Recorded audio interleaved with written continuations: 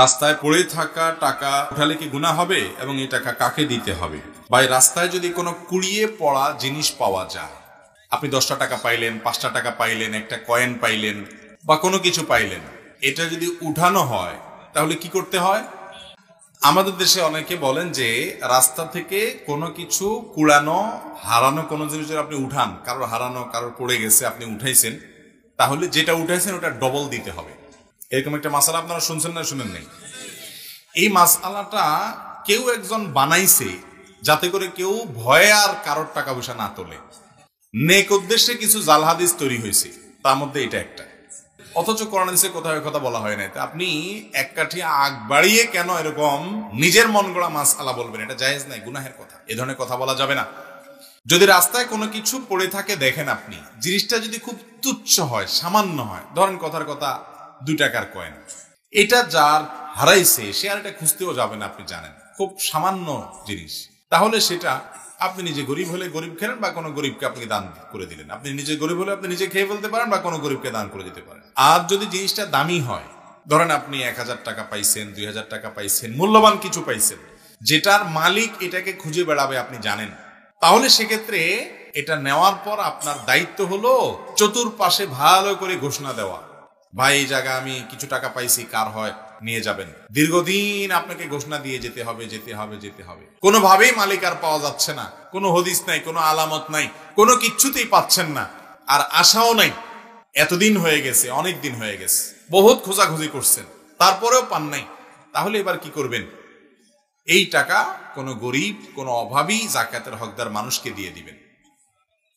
ওই ব্যক্তির তরফ থেকে, যে আল্লাহ এই টাকার যে মালিক, তার তরফ থেকে আমি দান করে দিলাম, সবটা তার অ্যাকাউন্টে জমা হবে। আর আপনি যদি এরকম করেন যে আপনি ওইটা নিয়ে একটু খুঁজলেন, খোঁজাটা এমন ভাবে খুঁজলেন যাতে কাউকে না পাওয়া যায়, এই টাইপের খোঁজা খুঁজলেন, হ্যাঁ? ওই যে একজনের বলে মুরগি হারায় গেছে আর আরেকজনে পাইছে, পাওয়ার পর মুরগিটা নিয়ে সে খুঁজছে, তো খোঁজার সময় সে বিরাট জোর করে আওয়াজ দেয়, একটা মুরগি পাওয়া গেছে। এমন ভাবে পাওয়া গেছে বলে যে এটা আর কেউ শুনে না।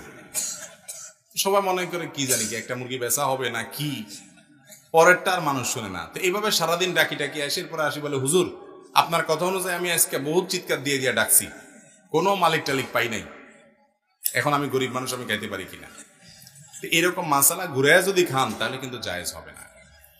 আপনি যদি কোনো কিছু তুলেন, কুড়ানো জিনিস, তাহলে আপনার দায়িত্ব হবে সেটা কি করা, ঘোষণা দিয়ে। ফর এক্সাম্পল, আপনি একটা বাজারে পেয়েছেন, তাহলে বাজারে ওই দোকানের আশেপাশের দোকানগুলোতে আপনি কাগজ টাঙ্গায় দিলেন, নোটিশ লিখে দিলেন, দোকানদারদের মাধ্যমে ঘোষণা দিলেন, বিভিন্নভাবে ঘোষণা দিলেন। আবার ওই মসজিদে যায় ঘোষণা দিতে যায় না, ওইটা আবার না জায়েজ। এরপরেও যদি না পাওয়া যায় তাহলে সেক্ষেত্রে কোনো গরিব মানুষকে দান করে দিবেন। আপনি নিজে খুব অভাবী গরিব মানুষ হলে আপনি নিতে পারেন, খেতে পারেন, যদি মালিক পাওয়ার আশা একদম না থাকে। তাহলে ভালো করে খুঁজতে হবে এবং দিতে হবে। এখন কথা হলো, কুড়ানো জিনিস ধরা ঠিক না বেঠিক, এটা নিয়ে আরেকটা আমাদের মধ্যে ভুল বোঝাবুঝি আছে। অনেকে মনে করে না, কোনো জিনিস পড়ে থাকলে এটা ধরা উচিত না, ধরলে বরং ঝামেলা। যদি এটা আপনি না নিলে বরং আরেকজন মানুষ নিয়ে এসে খেয়ে ফেলবে, অসৎ মানুষ, এরকম মনে হয়, তাহলে আপনি বরং নিবেন। একজন একটা মোবাইল ফেলে গেছে, আপনি দেখেছেন, আপনি জানেন যে আপনি হারামটা খাবেন না, আপনার মধ্যে আল্লাহর ভয় আছে, আপনি খুঁজি মালিককে দেওয়ার চেষ্টা করবেন, আর আপনি না নিলে বরং অন্য কোনো লোক নিয়ে যাবে যার মধ্যে আল্লাহর ভয় নাই, এরকম আশঙ্কা হলে আপনার জন্য বরং সেটা উঠানো উচিত। কথা কি বুঝতে পারছি? ওইটা বরং আপনি তুলে নিবেন, কারণ আপনি না নিলে ওইটা আরো নষ্ট হবে, তসরুফ হবে, সেজন্য আপনি তুলে নিবেন। আর যদি এরকম না হয় তাহলে সেক্ষেত্রে আপনি এটা ধরা না ধরাটা আপনার ইখতিয়ারের ব্যাপার।